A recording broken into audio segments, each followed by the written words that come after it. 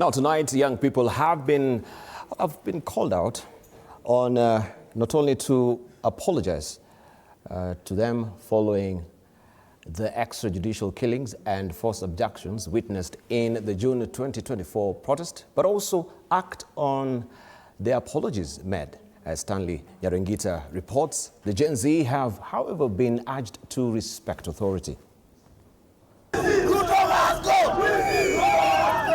Calls for apology to the young people on the extrajudicial killings and enforced disappearances in the June 2024 protests took center stage Tuesday on the 22nd edition of the National Prayer Breakfast. And one of the things I prayed for is I said, here's my prayer. I said, Lord, I pray the adults would apologize to our Gen Zers. To our children, if there is any misstep, we apologize. However, young people have termed the head of state's apology as backhanded, noting that it should be accompanied with action. As a Gen Z, I have accepted the apology with the rest of Gen Z. I believe the apology should be authentic, it should be real.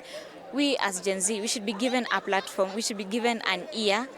And for an apology to be accepted, the apology needs to come out as a very genuine apology. Actions speak louder than words. So if they're saying sorry, the abductions should stop. Because until now, we have cases of people being abducted. We find bodies in dams almost every day. First of all, the death that happened during the Mandamano was never acknowledged by the government. And I feel like that would be a starting point for the apology.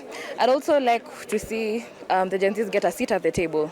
This as the Dagoretti North MP, Beatrice Alachi, in her confession prayer, castigated the abuse of social media use, a tool that the Gen Zs used to call for accountability.